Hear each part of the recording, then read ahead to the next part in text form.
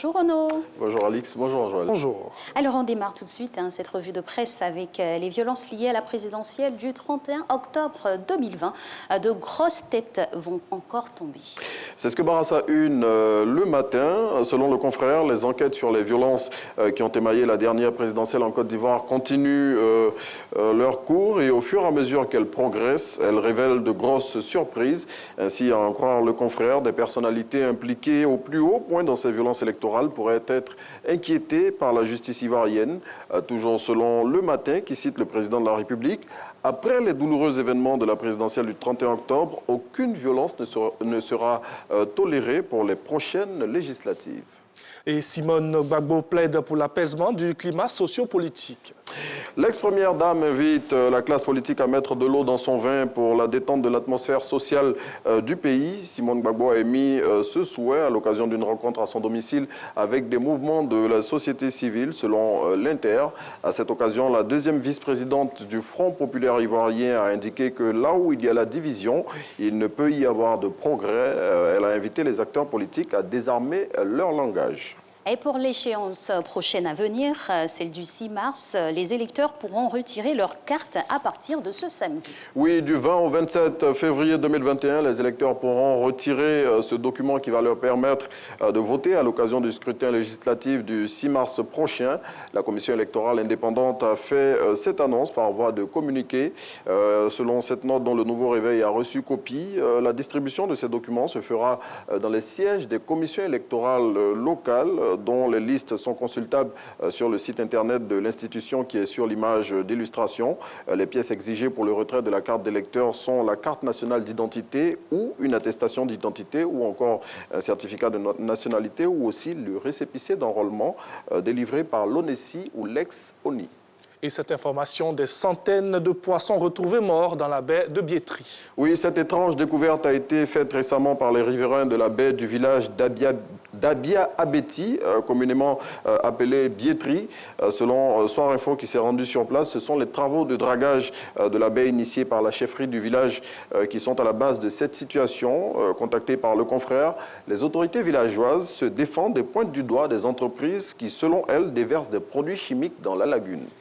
Et on parle maintenant d'un mot de télécommunication avec ce chiffre, 37 millions d'abonnés à la téléphonie dont compte notre pays. C'est l'annonce faite par le ministre de l'économie numérique et de la Poste hier lors de la cérémonie inaugurale de la deuxième édition des Assises du numérique qui se tiennent au Radisson Blu Hotel jusqu'à demain. Et à en croire le ministre Mamadou Sanogo qui est cité par le Patriote, le taux de pénétration de la téléphonie mobile qui est de l'ordre de 45% en Côte d'Ivoire va continuer d'augmenter. Et l'intelligent d'Abidjan revient dans son numéro de ce jour sur un événement qui s'est produit le 18 février 1992. 29 ans plus tard, le confrère nous replonge dans la marche de ce 18 février qui était conduite par l'ex-président Laurent Gbagbo, qui était à l'époque secrétaire général du Front populaire ivoirien. Cette marche à l'issue de laquelle presque toute la direction du parti frontiste de l'époque s'était retrouvée en prison. Cette marche avait été initiée pour exiger la libération de Martial Aipo selon ses initiateurs.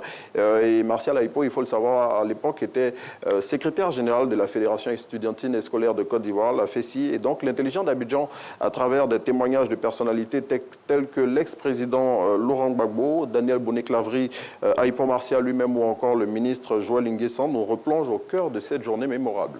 Et on est au passé, on va y rester encore et proposer dans cette édition, c'est avec le quotidien d'Abidjan, qui revient sur la vie et l'œuvre de l'un des plus grands artistes qu'ait connu notre pays. Oui, si je dis Blé Loué, je ne suis pas sûr que vous verrez de qui il s'agit.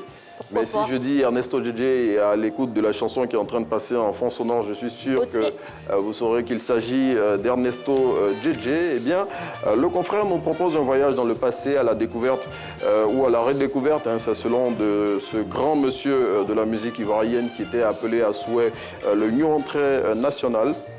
Et donc, le quotidien d'Abidjan nous plonge dans les dédales de la vie et de la carrière de ce grand auteur, compositeur et interprète qui a inscrit en lettres d'or le ziglibiti, rythme musical dont il était l'apôtre dans le lexique musical ivoirien. Et 38 ans après sa brutale disparition qui est intervenue le 9 juin 1983, c'est un très bel hommage que rend le quotidien d'Abidjan à l'auteur de titres tels que Aguissé ou encore la chanson qui est en train de passer. Oui, Ziboté, tube, on va dire, majeur hein, de cet artiste. Oui. Une chanson qui a fait danser tout le monde et puis une chanson qui a été enregistrée aussi tant en Côte d'Ivoire qu'au Nigeria. Bon. Merci beaucoup. Belle culture musicale. Oui. Tout à fait, effectivement. Et puis en tout cas, cet artiste-là a pu nous produire de belles œuvres et aussi de belles personnes, à l'instar de sa charmante fille qui sert ici à nos côtés. On lui fait un coucou, elle est au Niger pour couvrir le deuxième tour de l'élection présidentielle. Merci à vous, Renaud. Merci. On se revoit demain. À demain. On termine ensemble cette belle semaine. Excellente journée donc. Allez, on va poursuivre cette émission, Alix, avec un autre programme. Tout à fait. Et inscrit